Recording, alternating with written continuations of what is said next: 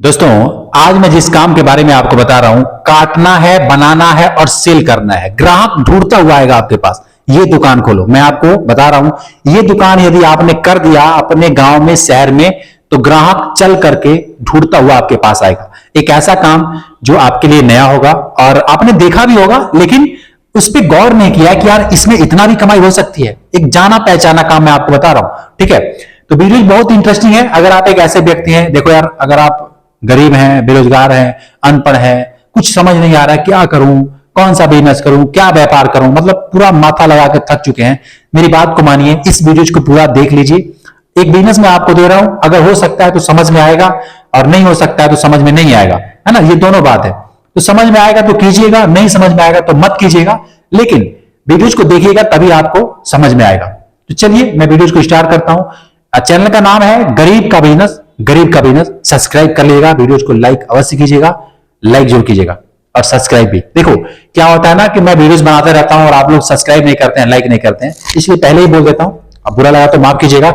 जो मैं आज काम बता रहा हूं, जैसे मान लो एक व्यक्ति है जिसका नाम है राजू, है ना। ये क्या करता है राजू? देखो मैं स्क्रीन पे दिखा रहा हूं ना, इस तरीके से सीट वो मंगाता है, सीट मंगाता है और मंगा करके क्या करता है, उसको काटता है और काट करके वो कुछ प्रोडक्ट बनाता है, ठीक है।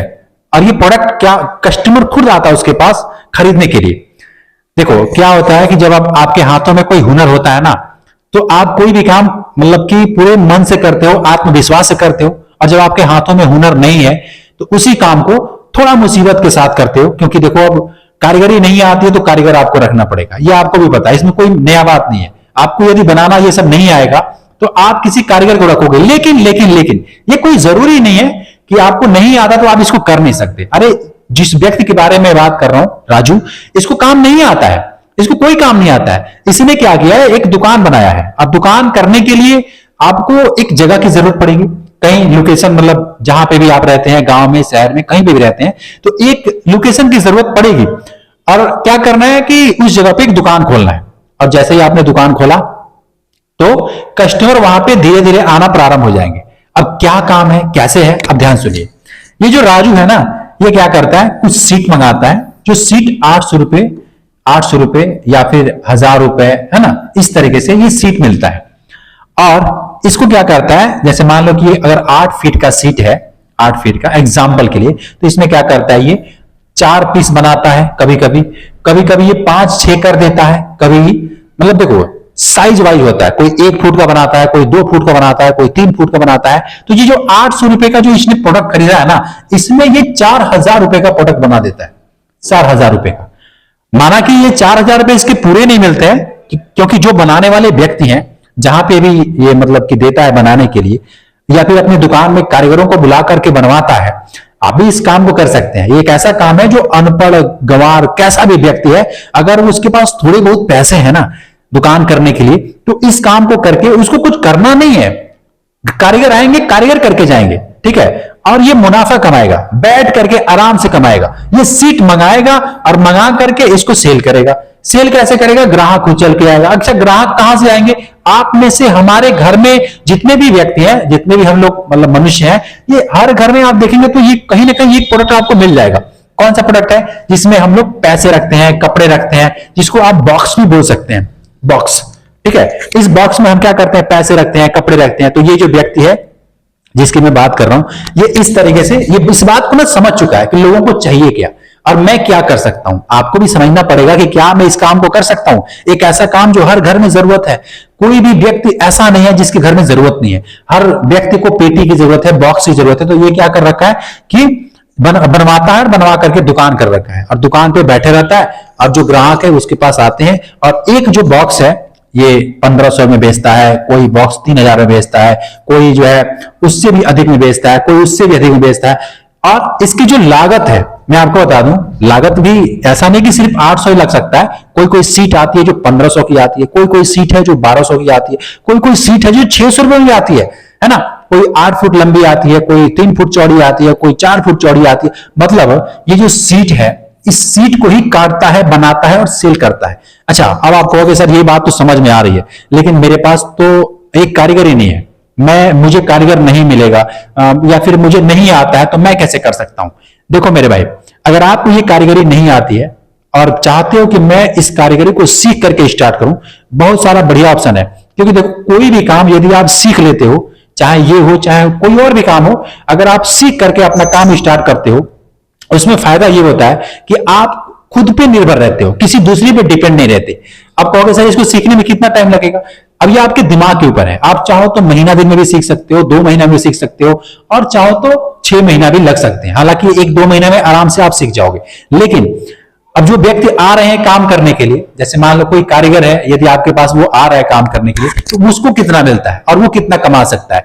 फॉर एग्जाम्पल, जैसे कोई कारीगर है, तो अगर उसको एक पीस बना रहा है ना, अब डिपेंड करता है कि वो किस साइज का पीस है, तो एक पीस बनाता है तो वो 300 रुपए लेता है। अगर उससे बड़ा पीस बनाता है तो वो 400 रुपए लेता है। अच्छा, उससे भी बड़ा बनाता है तो वो 500 रुपए लेता है एक पीस का। अब दिन भर में वो 10 पीस बना सकता है, 8 पीस बना सकता है, या उससे भी अधिक बना सकता है। वो डिपेंड करता है कि वो कारीगर किस मतलब रफ्तार से काम कर रहा है। और ये जो व्यक्ति है, जिस व्यक्ति के मैं बारे में बात कर रहा हूं, राजू, इसने क्या कर रखा है, इस तरीके से 2 कारीगरों को रख रखा है और सीट मंगाता है और सीट को कटवाता है, बनवाता है। और ये जो बंदे हैं ना, ये 300, 400, 500 रुपया एक पीस का लेते हैं। और ये जो पीस बिकता है, ये 1500 में बिकता है। आप यकीन नहीं करोगे, 1500 में एक पीस बिकता है, जिसमें कि 300 रुपया उसको दे देता है, और प्लस मैं मानता हूं कि 200 रुपए का चादर लगता होगा, और प्लस जो स्क्रू, मतलब इसमें किसी तरीके से वो 300-400 रुपए बचा ही लेता है।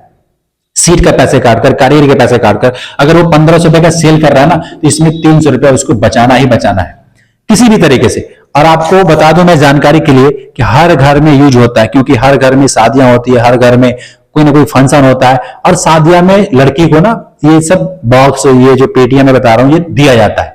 ठीक है, पिता जो होते हैं वो अपनी लड़की को देते हैं कि उसमें सामान रखना, इसमें पैसे रखना, इसमें जो भी रखना, मतलब खुशी से देते हैं। ठीक है, तो ये हर घर में आप देखोगे तो शादियां कहीं ना कहीं होती रहती है। किसी भी धर्म के मानने वाले लोग हैं, हर धर्म में लोग इसको देते हैं।